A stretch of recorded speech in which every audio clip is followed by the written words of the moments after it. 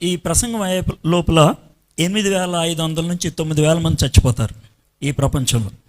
అది మన చుట్టూ ఉన్నటువంటి చావు యొక్క వేగం. ఇప్పుడు ప్రపంచంలో జనాభా 750 కోట్ల మంది ఉన్నారు. ఒకవేళ ఒక బాబు కానీ పాప కానీ ఈ క్షణాన్ని పుట్టిన 100 సంవత్సరాల తర్వాత ఆ బాబు కూడా చచ్చిపోతాడు. అంటే రానున్నటువంటి 100 సంవత్సరాల్లో 750 కోట్ల మంది ఖచ్చితంగా చచ్చిపోతారు. ఒకవేళ దాన్ని సగట్లో తీసుకుంటే ప్రతి సంవత్సరం 7,50,00,000 మంది చచ్చిపోతారు. అంటే ప్రతి నెల 60 లక్షల మంది చచ్చిపోతారు. అంటే ప్రతి గంట 2 లక్షల మంది చచ్చిపోతారు. అంటే ప్రతి నిమిషం 8,400 మంది చనిపోతారు. హలో బాగున్నావా అనే లోపల 5 చచ్చిపోతారు. ఇది మన చుట్టూ ఉన్నటువంటి చావు యొక్క పరిస్థితి. పుట్టిన ప్రతి వాళ్ళు కూడా ముసలోళ్ళు కాకపోవచ్చు. పుట్టిన ప్రతి వాళ్ళకి పిల్లలు పుట్టకపోవచ్చు. పుట్టిన ప్రతి వాళ్ళు కూడా డిగ్రీ చదువుకోకపోవచ్చు. పుట్టిన ప్రతి వాళ్ళు పెళ్లి చేసుకోకపోవచ్చు. పుట్టిన ప్రతి వాళ్ళు యవ్వనస్తులు కాకపోవచ్చు. పుట్టిన ప్రతి వాళ్ళు నడవలేకపోవచ్చు. పుట్టిన ప్రతి వాళ్ళు మాట్లాడలేకపోవచ్చు. కానీ పుట్టిన ప్రతివాడు చావాల్సిందే. నాకు చావు రాదు అని అనగలిగేది ఈ ప్రపంచంలో ఒక్కడే, పిచ్చోడు. అది మీరు కాదని నాకు తెలుసు. చావు చాలా ఖచ్చితమైంది. చావు ఎప్పుడొస్తుందో ఎవరికీ తెలియదు. కొంతమంది మామూలుగా ముసలి వాళ్ళే చనిపోతారు. కొంతమంది ఆకస్మికంగా చనిపోతారు. కొంతమంది సిద్ధపడి చనిపోతారు. కొంతమంది సిద్ధపాటు లేకుండా చనిపోతారు. చావు అనేది ఖచ్చితం. చావు ఒకవేళ జీవితానికి అంతం అయినట్లయితే చాలా తెలివిగా ఆలోచించండి. కష్టపడి బ్రతకాల్సిన అవసరం లేదు, చచ్చిపోతే బాగుంటుంది. ఎందుకనంటే కష్టపడి జీవించి చేయగలిగేది ఏముంటుంది? ఏమీ ఉండదు. మీకు విషయం తెలుసా? కోడి పందాల్లో కోడి పుంజిని వాడుతూ ఉంటారు. దానికి గనక దెబ్బ తగిలితే దాన్ని కష్టపడి బతికించరు, చంపేస్తారు. దాన్ని రేటుకి అమ్మేస్తారు. గుర్రపు పందాల్లో కోట్లు ఖరీదు చేసి గుర్రాన్ని పందెంలో పెడతారు.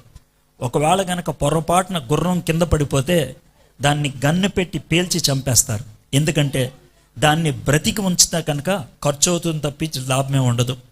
ఒకవేళ మన జీవితం కూడా అలాంటిదైతే, చావు జీవితానికి అంతమైతే కనుక కష్టపడి బ్రతకాల్సిన అవసరం లేదు, చచ్చిపోతే బాగుండేది. కానీ దాంతోనే అర్థమవుతుంది చావు జీవితానికి అంతం కాదని, చావు తర్వాత ఏదో ఉందని. చాలామందికి చావు తర్వాత ఏముందో తెలీదు. చాలామంది చావు తర్వాత ఏముందో తెలుసు. చాలామందికి చావు తర్వాత ఏముందో తెలియదు కాబట్టి రుజువు చూపించగలవా చావు తర్వాత ఏముంది అని అడిగేవాళ్ళు కూడా ఉండొచ్చు. ఇక్కడ కూర్చున్నటువంటి మీలో కొంతమంది నాస్తిక ఆలోచనలో ఉండొచ్చు. ఎవడు చూసి వచ్చాడు చావు తర్వాత జీవితం అని అనేవాళ్ళు కూడా ఉండొచ్చు.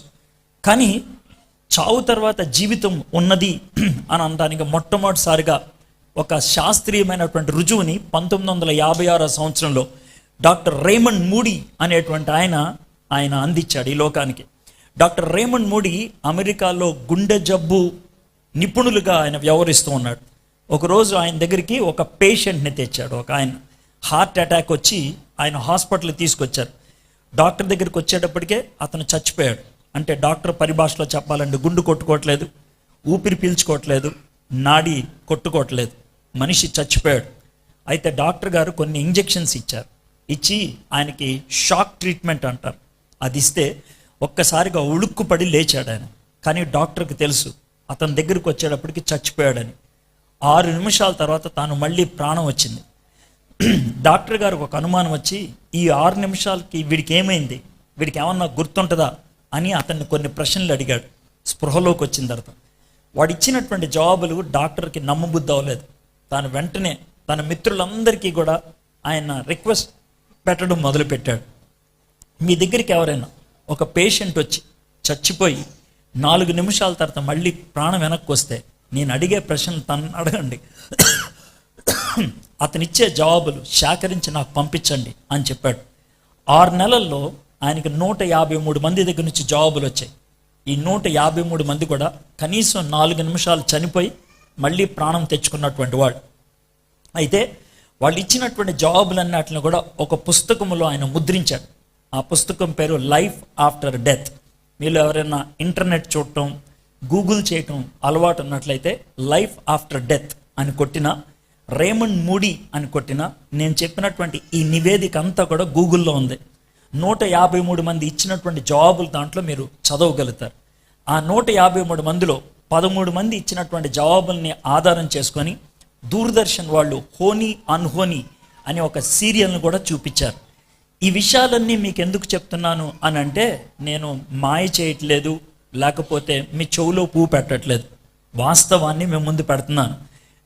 డాక్టర్ రేమండ్ మూడీ చేసినటువంటి ఆ పరిశోధన బట్టి చావు జీవితానికి అంతం కాదు, చావు తర్వాత ఖచ్చితంగా ఏదో ఒకటి ఉన్నది అని రుజువు చేశాడు.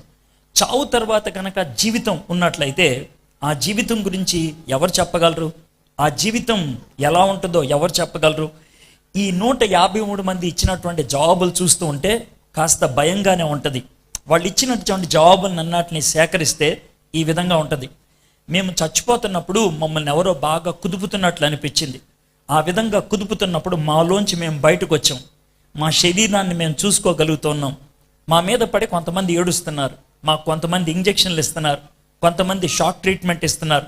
ఎందుకు అలా చేస్తున్నారో మాకు తెలీదు. మా శరీరంలో ఉన్నటువంటి నొప్పులన్నీ ఒకేసారి పోయినాయి. చాలా తేలిగ్గా అనిపించింది. తర్వాత ఒక అంధకారమైనటువంటి గుహలోకి మేము వెళ్ళాం. చాలా వేగంగా ఆ సొరంగంలో వెళ్ళాం.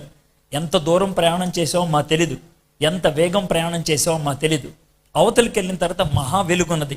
ప్రపంచంలో అలాంటి వెలుగుని మేము ఎప్పుడు కూడా చూడలేదు. అక్కడికి వెళ్ళిన తర్వాత 15 మంది ఇచ్చినటువంటి జవాబు. 2 ప్రశ్నలు మమ్మల్ని అడిగారు. ఆ 2 ప్రశ్నలు మమ్మల్ని ఆలోచింపచేసాయి. ఒకటి, నీ జీవిత పరమార్థాన్ని నువ్వు తెలుసుకున్నావా? Have you understood the meaning of your life? ఇది మొదటి ప్రశ్న. రెండోది, నేను నిన్ను నిష్పక్షపాతంగా ప్రేమిస్తున్నట్లు నువ్వు ఇతరులను ప్రేమించగలుగుతున్నావా?